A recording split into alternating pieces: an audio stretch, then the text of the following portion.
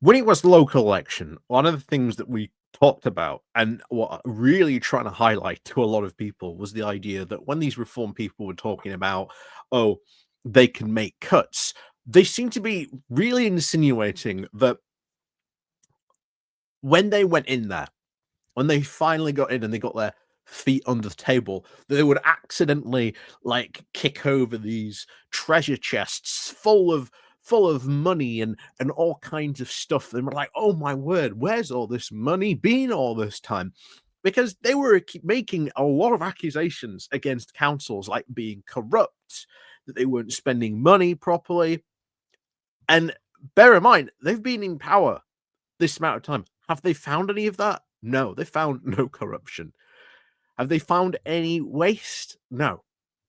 Of course, they will claim to, of course, but there's never really been any proof of the kind of things and allegations they were making against councils when they were running.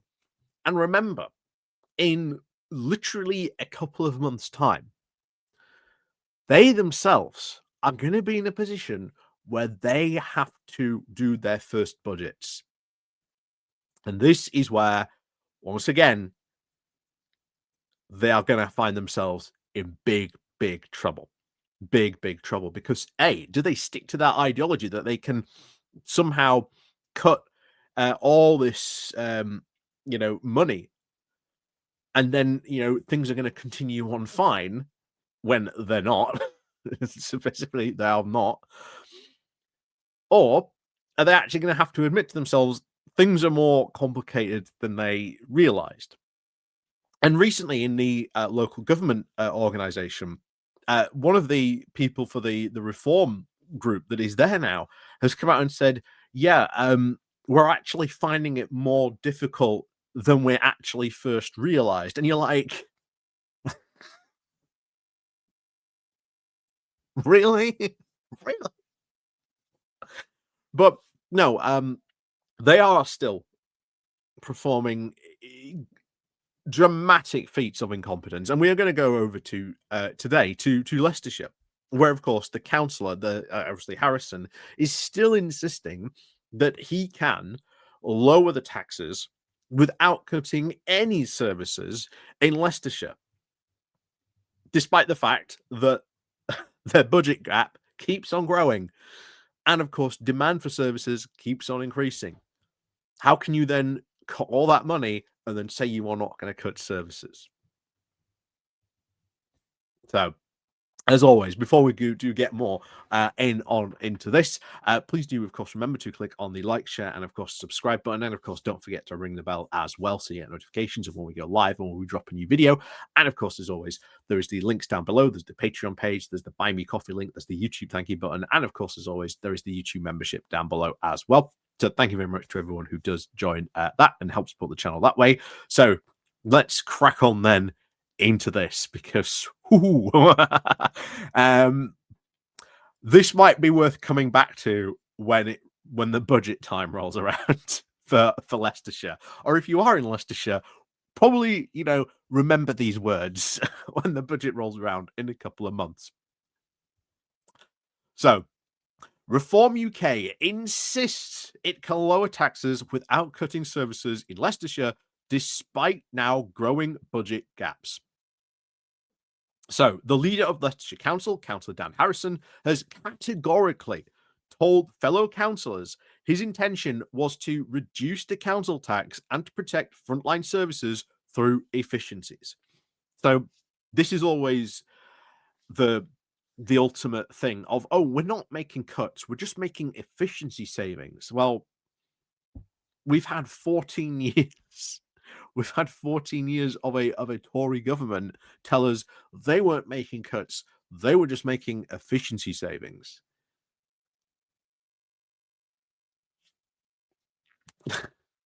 But we'll see how well that flies, of course, with reform. And then this is where it gets interesting, because again, if you're going to make these savings, where's all this money going to be cut from? Where's this going to come from? So, continues. However, he of course refused to be drawn on how those required savings would then be made in light now of increasing financial pressure at the local authority. When questioned at a scrutiny commission meeting on Monday, the 8th of September, he said he would not be commenting on that stage as there was now an external audit of the council's finances planned, and he is not prepared to prejudice that. So this is the fun thing, because I can guarantee you can already see the ideology. This guy thinks, Harrison seriously thinks, that this outside audit is going to come back and it's going to say, oh, look, there's all this money, all this waste going on that you can do and sort out. Don't think so. I don't think that outside audit's going to come back with what he wants to hear. So, opposition councillors have now accused Reform UK of not having a credible financial plan. However, one of the elected members, currently slamming Councillor Harrison's approach as absolutely bonkers, a report, of course, published ahead of that meeting, did reveal that the authority now is expecting to face a significant additional costs for the 25-26 financial year and in future years too.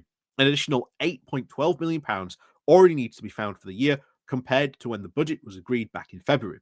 February's budget identified a £91 million gap for the 27-28, despite around £290 million already having been saved since 2010. Financial officers at the authority have now warned that savings options will inevitably need to include stopping or reducing services in Leicestershire County Council to now balance its books, something it is now legally bound to do.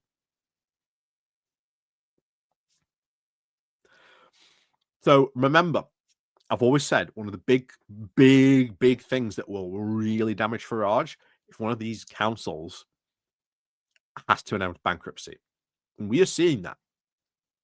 We are seeing that at a few of these councils where they're talking about really difficult financial positions that they are being putting in with now increasing costs. At what point do one of these councils go, and when it's a reform council, oh boy, oh boy. They said they would come in and solve all this. Well, they've come in and they aren't solving anything. They aren't solving anything. So, Councillor Harrison then told members, our reform policy has always been, of course, low council tax, and that's what we'll adhere to. You can't lower the council tax when where are you going to make those savings? If you cut council tax, where are you going to find that money from? Our policy is now to serve the people that will be maintained, and with the efficiency savings going forward that will now drive us into that position where we'll be able to do those things. So again, he's hoping that that audit can find those, again, efficiency savings, and that then they can be in a position where they can cut council tax. Because that's all they care about. Remember, these people's ideology is if they cut tax, everything gets better somehow.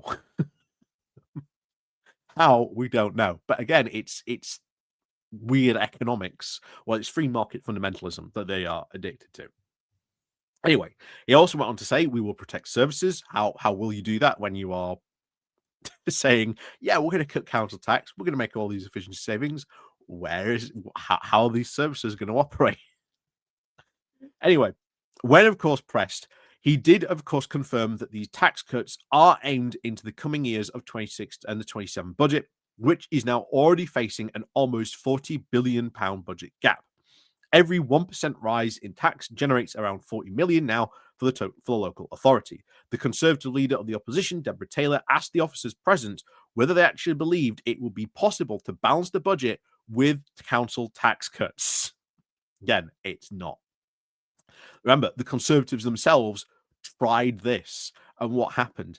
That council, I can't remember which council it was, went bankrupt because they followed this rule, this model that, oh, if we cut council tax, somehow everything will be better.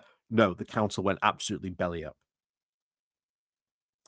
Dylan Keegan, the authority's director now of corporate resources, said that the council was of course, still, of course, at the start of the process, and that there was now an awful lot of information still to come, including the government funding settlements and any changes now to the minimum wage levels, he said.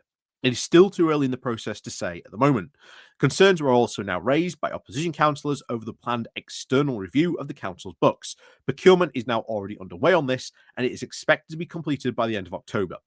So I don't think this audit is going to come back the way it wants. It's not going to come back and save them at all. However, opposition members have now said that they were now worried that this would not leave auditors long enough to identify any sufficient savings ahead of the draft budget now being published in December and then to be agreed in February. Like I say, TikTok.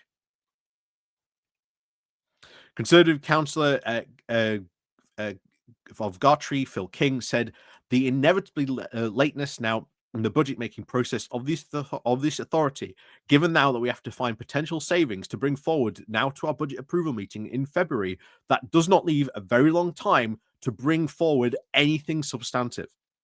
Councillor King then asked Councillor Harrison if the constituents would, if the consultants would have, of course, enough time to deliver any meaningful savings program.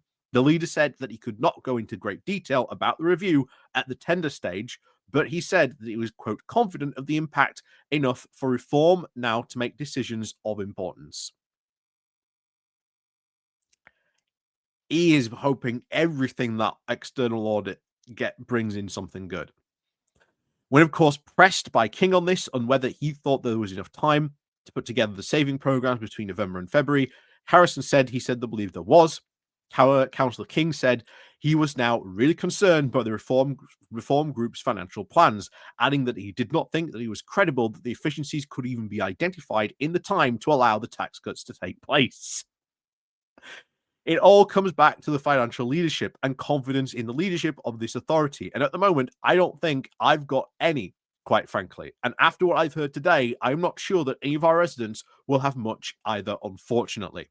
You and your party are now adamant that you can save a substantial amount of money on top of £290 million in efficiencies saved now since 2010.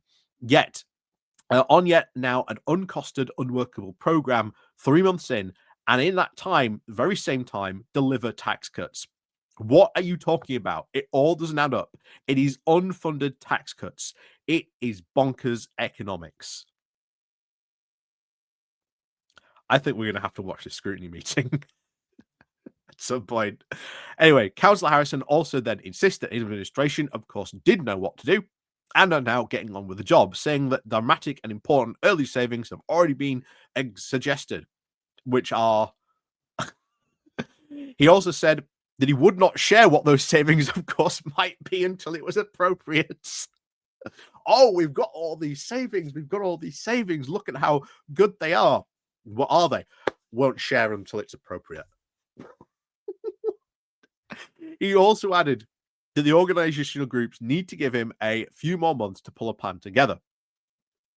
You'd think you would have a plan by now.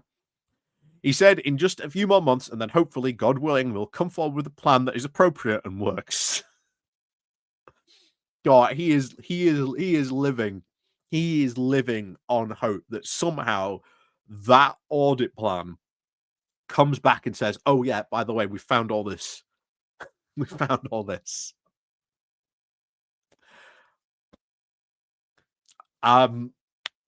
Thoughts? Do we think Leicestershire is going to be the first reform council to go bankrupt? I mean, by the sounds of it, they are going to do something crazy. They are going to implement possibly some crazy plan or some crazy budget that is not going to work out. So are we betting now that Leicestershire might be the first reform county council to go bankrupt? Who knows? It could very well likely be, by the sounds of the crazy plans that they could be very well about to put forward. So as always, let me know what you think about all this, because oh boy, that sounds crazy on that front, potentially going on in Leicestershire there. But as always, let me know what you think if you are a resident of Leicestershire. And of course, as always, we'll see you all next time.